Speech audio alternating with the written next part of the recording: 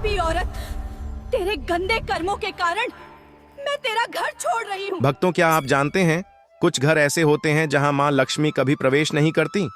हाँ, कुछ छोटी छोटी गलतियां ऐसी होती हैं जो लक्ष्मी जी को घर से दूर कर देती हैं, और जब वह घर छोड़ देती हैं तो वहां बसता है दुख, दर्द और दरिद्रता का साया। आज हम जानेंगे वो कौन से काम हैं जो मां लक्ष्मी को नाराज कर देते हैं, और कैसे एक स्त्री के कर्म तय करते हैं कि घर में सुख रहेगा या गरीबी। बहुत ही पुराने समय की बात है। एक छोटे से गांव में कुछ ही घर थे। चारों ओर खेत, कच्ची गलियां और मिट्टी की महक। गांव के बीचों बीच घर था सेठ रामदयाल का। रामदयाल कोई बहुत बड़ा जमींदार नहीं था, लेकिन मेहनती और ईमानदार आदमी था।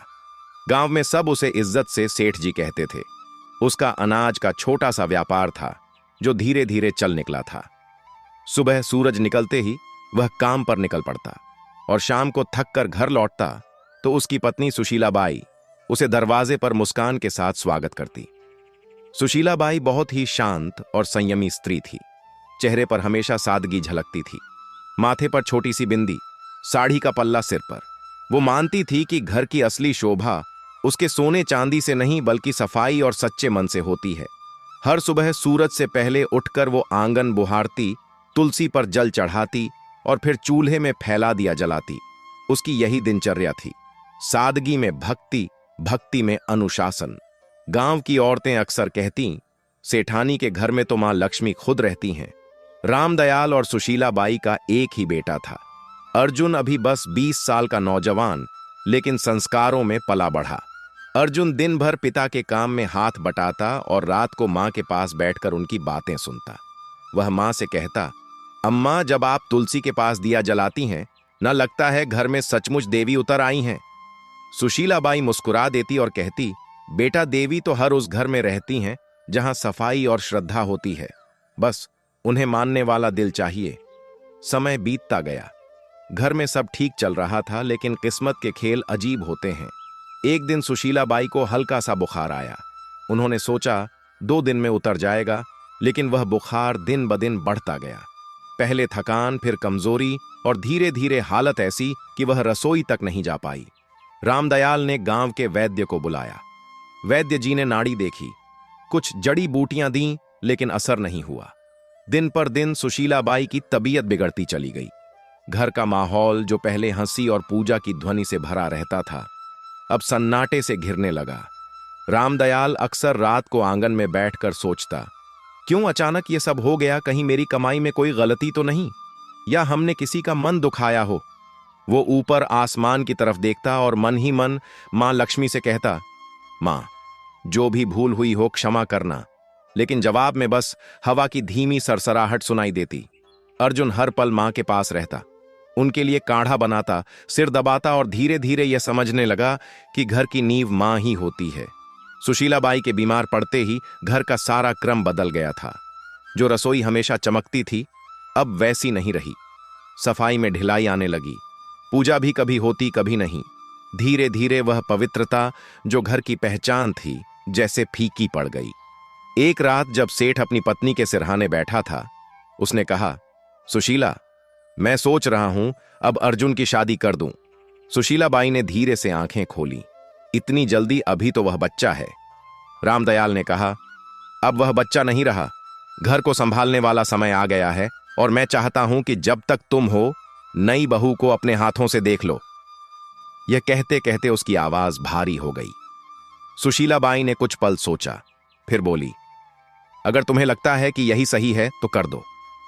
अगले ही दिन उसने तय कर लिया कि वह अपने बेटे के लिए एक सच्चरित्र और संस्कारी लड़की ढूंढेगा, जो घर को फिर से वैसे ही सजा दे जैसे उसकी पत्नी ने किया था। गांव में खबर फैल गई कि सेठ रामदयाल अपने बेटे अर्जुन के लिए बहू ढूंढ रहे हैं। चौपालों पर बैठे बुजुर्ग हों या कुएं पर बातें करती औरतें, सबके बीच यही बात घूम रही थी। कोई कहता, सेठ जी को बड़ी खानदान की बहू चाहिए होगी, तो कोई जवाब देता नहीं, वह तो सादगी और संस्कारों वाले घर की लड़की ही पसंद करेंगे। धीरे धीरे यह बात पूरे इलाके में फैल गई। हर कोई जानता था कि सेठ रामदयाल अपने बेटे की गृहस्थी बसाने की तैयारी कर रहे हैं। रिश्तों की चर्चा शुरू हुई तो आसपास के गांवों से लोग सुझाव देने आने लगे। हर कोई अपने घर की बेटी की तारीफ करता। सेठ सबकी बातें सुनता, लेकिन हर बार उसके मन में एक ही बात घूमती, सौंदर्य या अमीरी से घर नहीं चलता। घर तो संस्कारों और संयम से बनता है। उसी दौरान उसका पुराना परिचित गोविंद जी मिलने आया। उसने कहा, सेठ जी, मेरे रिश्तेदार के घर एक लड़की है, नाम राधा, सीधी सादी, घर संभालने वाली और बड़ों का आदर करने वाली। मुझे लगता है वह आपके घर के लायक है। सेठ ने कहा, अच्छा, मैं जाकर देख आता हूं। अगले दिन सुबह वह अकेले ही निकल पड़ा।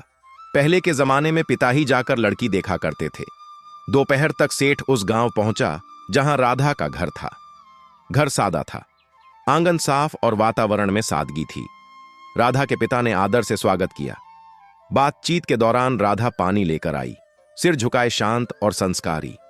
सेठ ने मन ही मन कहा, यही है वह लड़की जिसमें घर बसाने की समझ है। उसी दिन सेठ ने वहीं पर रिश्ता पक्का कर दिया और कहा, अब बस शुभ दिन निकालिए, मैं अपनी बहू जल्द ही घर लाऊंगा। घर लौटकर उसने सुशीला बाई से कहा, मैंने लड़की देख ली, नाम राधा है, स्वभाव बहुत अच्छा है, सूरत में सादगी है, आंखों में आदर झलकता है। सुशीला बाई ने शांत स्वर में कहा, अगर तुम्हें मन से ठीक लगी है तो वहीं सही, लड़की वहीं अच्छी जो घर को अपनाए। सेठ ने सिर हिलाया। मन को सुकून मिला है, लगता है अब घर फिर से बस जाएगा। कुछ ही दिनों में रिश्ता तय हो गया। शुभ मुहूर्त निकला और दोनों घरों में खुशी की लहर दौड़ गई। समय बीता और शादी का दिन आ गया। सादगी से मगर पूरे रीति रिवाजों के साथ विवाह हुआ। राधा अब सेठ रामदयाल के घर की बहू बन चुकी थी। शादी को कुछ हफ्ते बीत चुके थे। घर में नई रौनक थी, सब कुछ जैसे फिर से जीवंत हो उठा था। राधा सुबह जल्दी उठती, आंगन में जल छिड़कती, तुलसी को प्रणाम करती और रसोई में मां अन्नपूर्णा का भोग तैयार करती। सुशीला बाई के चेहरे पर सुकून था।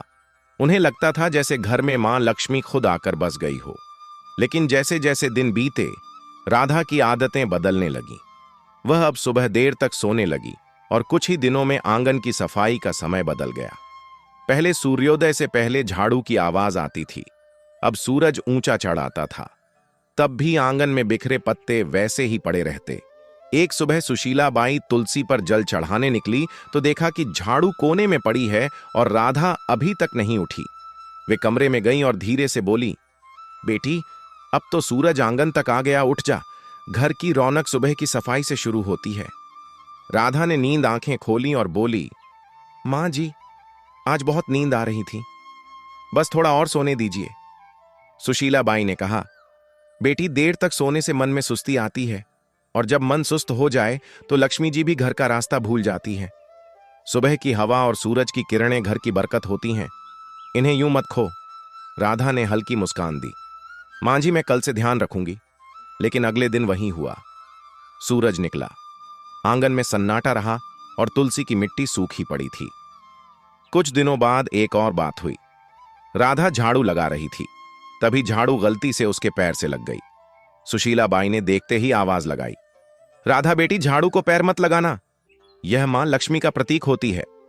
राधा ने हंसते हुए कहा, अरे मां जी, ये तो बस झाड़ू है, गलती से लग गया, अब इसमें क्या अपशकुन। सुशीला बाई ने झाड़ू उठाकर दीवार के पास रखते हुए बोला, बेटी, यही तो गलती है।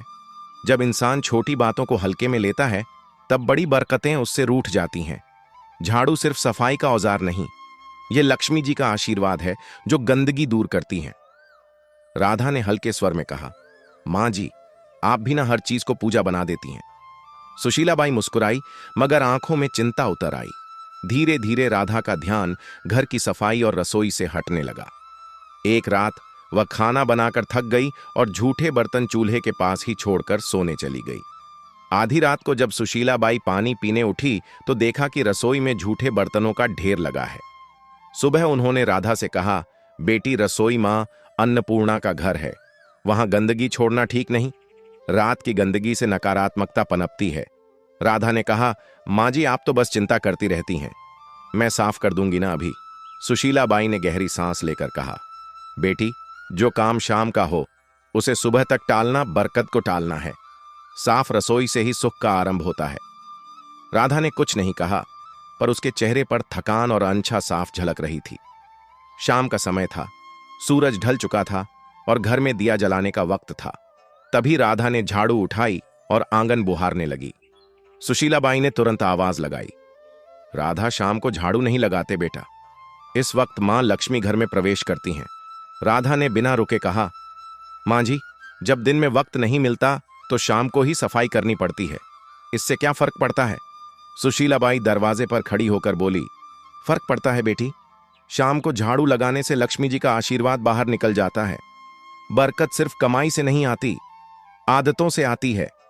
राधा ने झाड़ू एक ओर रख दी और बोली, मां जी, मैं आपकी इज्जत करती हूं, पर अब जमाना बदल गया है, लोग यह सब बातें नहीं मानते। सुशीलाबाई ने शांत स्वर में कहा, बेटी, जमाना बदल सकता है लेकिन घर की नींव नहीं। जो परंपरा से जुड़ा रहे वही स्थिर रहता है। कुछ दिन बाद एक और घटना हुई। राधा ने खाना खत्म होने के बाद झूठे बर्तन चूल्हे के ऊपर रख दिए। जब सुशीलाबाई ने देखा तो बोली, बेटी, चूल्हा मां अन्नपूर्णा का आसन है, वहां झूठे बर्तन नहीं रखे जाते। राधा ने बिना ऊपर देखे कहा, मां जी, मैं बस जगह की कमी से रख दिए थे, बाद में धो दूंगी। सुशीलाबाई ने कहा, रसोई में पवित्रता सबसे जरूरी है, अगर चूल्हे पर गंदगी होगी तो लक्ष्मी जी की कृपा भी घट जाएगी। राधा ने मुस्कुराते हुए कहा, मां जी, हर चीज में देवी ढूंढना बंद कीजिए, खाना तो मैंने बना ही दिया ना, अब थोड़ी देर में सब साफ हो जाएगा। सुशीलाबाई ने कोई जवाब नहीं दिया। उनके चेहरे पर निराशा थी, मगर मन में अब भी उम्मीद थी कि शायद एक दिन राधा इन बातों का अर्थ समझ लेगी। धीरे धीरे घर का माहौल बदलने लगा। पहले जहां सुबह पूजा की घंटी बजती थी, अब सन्नाटा रहता था। तुलसी के पास मिट्टी सूख गई थी, दीपक बुझा रहता था। सुशीलाबाई अब भी हर सुबह तुलसी के सामने खड़ी होकर कहती, हे मां, इस घर पर अपनी कृपा बनाए रखना, मेरी बहू को सही समझ देना। लेकिन जैसे घर की रोशनी धीरे धीरे कम होती जा रही थी, सेठ रामदयाल अब चिंतित रहने लगा था। उसे लगता घर में कोई अदृश्य भारीपन फैल गया है। एक दिन उसने सुशीलाबाई से कहा, लगता है मां लक्ष्मी रूठ गई हैं। सुशीलाबाई ने चुपचाप सिर झुका लिया। उन्हें पता था यह सब राधा की लापरवाह आदतों का नतीजा है, पर वह अभी भी उसे डांटना नहीं चाहती थी। उनका विश्वास था कि प्यार से समझाने पर राधा बदल जाएगी। समय बीतता गया और घर की रौनक धीरे धीरे जैसे मिट्टी में मिलने लगी। पहले जहां सुबह तुलसी के पास दिया जलता था, अब वहां धूल जमने लगी थी। राधा अब ज्यादातर उदास या व्यस्त रहती। सफाई आधी अधूरी, पूजा कभी कभी, और घर में अब वह अपनापन नहीं था जो पहले हर कोने में झलकता था। सेठ रामदयाल ने सबसे पहले बदलाव अपने व्यापार में महसूस किया। पहले जो सौदे फायदेमंद रहते, अब घाटे में जाने लगे। गोदाम में अनाज में कीड़े लग गए, कुछ सौदे अटक गए और पुराने ग्राहक धीरे धीरे दूर होने लगे। सेठ कई रातें जागकर हिसाब किताब देखता, मगर समझ नहीं पाता कि गलती कहां हो रही है। एक शाम उसने सुशीलाबाई से कहा, सुशीला, अजीब बात है, अब काम में मन नहीं लगता, जैसे बरकत कहीं गुम हो गई हो। सुशीलाबाई ने धीमे स्वर में कहा, बरकत तब गुम होती है जब घर की पवित्रता कम होने लगे। मां लक्ष्मी वहां नहीं टिकती जहां गंदगी और लापरवाही घर कर जाए। सेठ ने गहरी सांस ली। तू कहना चाहती है कि वो आगे नहीं बोला, लेकिन दोनों की नजरें एक ही दिशा में उठी, राधा की ओर। राधा भी यह सब देखती थी, पर उसे लगता कि यह बस समय की मार है। एक दिन जब सेठ गुस्से में बोला, हर काम उल्टा क्यों हो रहा है, तो राधा ने कहा, पिताजी, यह सब अंधविश्वास है, व्यापार में उतार चढ़ाव तो होते रहते हैं। सेठ ने आंखें तरेरी। तू नहीं समझेगी बहू, जब घर की औरतें रीति भूल जाती हैं, तब घर की बरकत खुद रास्ता भूल जाती है। उस दिन के बाद से माहौल और भारी हो गया। घर में छोटी मोटी चीजें टूटने लगीं। राधा ने ध्यान देना बंद कर दिया था। झाड़ू वहीं कोने में पड़ी रहती, रसोई में बर्तन कभी साफ नहीं रहते। सुशीलाबाई अब ज्यादातर चुप रहने लगी थी। वो हर शाम तुलसी के पास बैठकर मन ही मन कहती, हे मां, अब कुछ तू ही कर। एक रात तेज हवा चली और आंगन में रखा दीपक बुझ गया। उसी पल गोदाम से खबर आई, सेठ जी, आग लग गई। सेठ दौड़ा पर बहुत देर हो चुकी थी। गोदाम का आधा अनाज जल चुका था। गांव वाले कहते, ऐसा तो पहले कभी नहीं हुआ था। रामदयाल वहीं बैठ गया, माथे पर हाथ रखकर बोला, लगता है मां लक्ष्मी ने सच में मुंह मोड़ लिया है। घर लौटते समय उसकी आंखों में आंसू थे। उस रात घर में कोई नहीं बोला। सेठ के दिल में पहली बार यह एहसास बैठ गया था, अब अगर कुछ नहीं बदला तो इस घर की खुशियां कभी वापस नहीं आएंगी। सेठ की मेहनत, नाम और इज्जत सब एक साथ डूब गए। घर का माहौल भी अब बदल चुका था। पहले जहां हर सुबह पूजा की घंटी और तुलसी की खुशबू होती थी, अब वहां सन्नाटा था। सेठ रामदयाल दिन रात चिंताओं में डूबा रहता। रात को अक्सर बरामदे में बैठकर बुदबुदाता, मां लक्ष्मी कहां चली गई तू? एक शाम सेठ घर लौटा। चेहरा गुस्से से लाल था।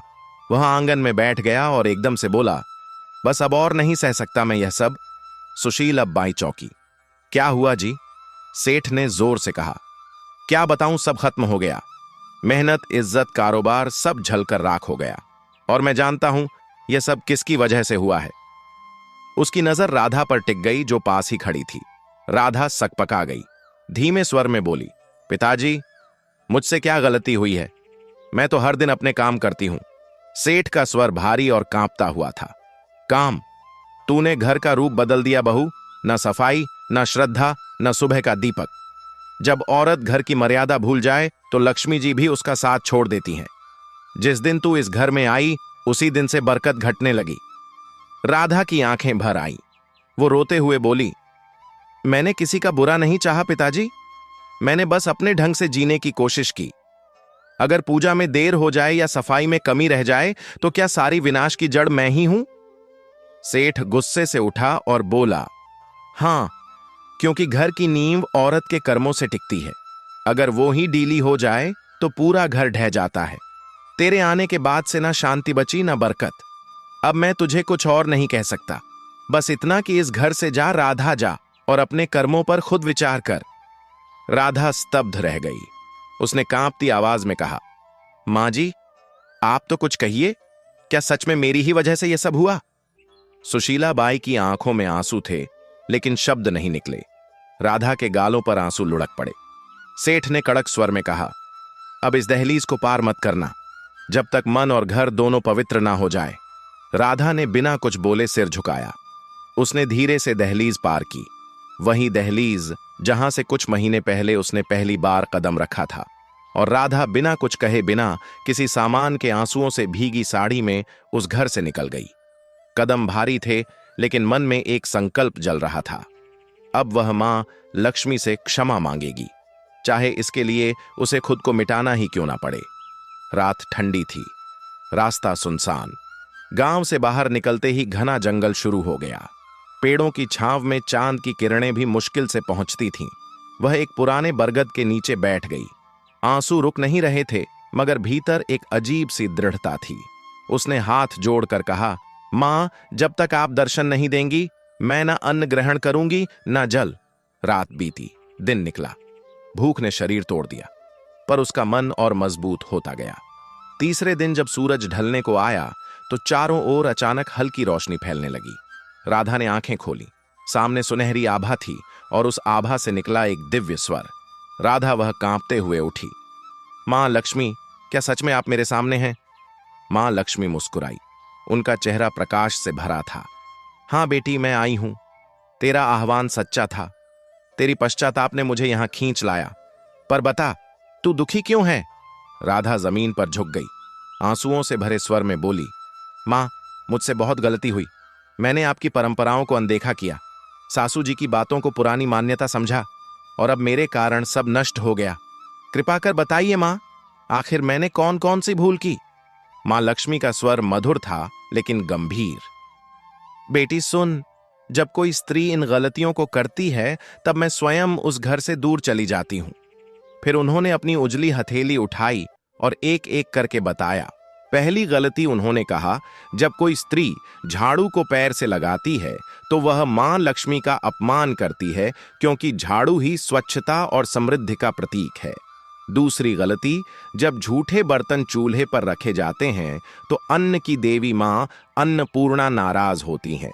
जहां अपवित्रता रहती है वहां मैं प्रवेश नहीं करती। तीसरी गलती, जब दहलीज पर बैठकर भोजन किया जाता है तो वह स्थान जो स्वागत और आशीर्वाद का होता है अशुद्ध हो जाता है। मैं दहलीज से लौट जाती हूं।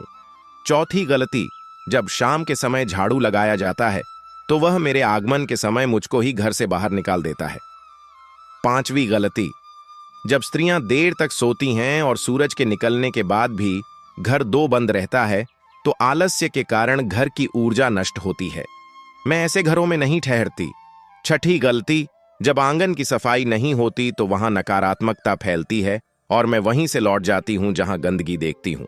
7वीं गलती, जब झूठे बर्तन रात भर रसोई में पड़े रहते हैं तो वह अंधकार को बुलाते हैं और मैं ऐसे घरों से विदा ले लेती हूं। 8वीं गलती, जब किसी के सामने दरवाजे को पैर या थोक से ठोका जाता है तो वह घर की मर्यादा को चोट पहुंचाता है। मैं वहां टिक नहीं सकती जहां आदर ना हो। 9वीं गलती, जब घर में झगड़ा और कटुता रहती है तो मेरा स्वरूप जो शांति है वहां टिक नहीं सकता। 10वीं गलती, और जब स्त्रियां अपनी पूजा, सफाई और संयम को हल्के में लेती हैं तो वह खुद अपने हाथों से सुख के द्वार बंद कर देती हैं। मां लक्ष्मी की आवाज धीमी हुई। याद रखो बेटी, मैं हमेशा वहीं बसती हूं जहां स्वच्छता, श्रद्धा और सच्चा मन होता है। यह रीति नहीं, जीवन का संतुलन है। राधा की आंखों से आंसू रुक नहीं रहे थे। उसने कांपते हुए कहा, मां, अब समझ गई, घर की रौनक सजावट से नहीं आदर और पवित्रता से आती है। मां लक्ष्मी मुस्कुराई, तूने गलती मानी है, अब तेरा घर फिर उजलेगा। जा बेटी, अपने ससुराल लौट जा, तेरे लौटते ही बरकत भी लौटेगी। इतना कहकर देवी का रूप धीरे धीरे प्रकाश में विलीन हो गया।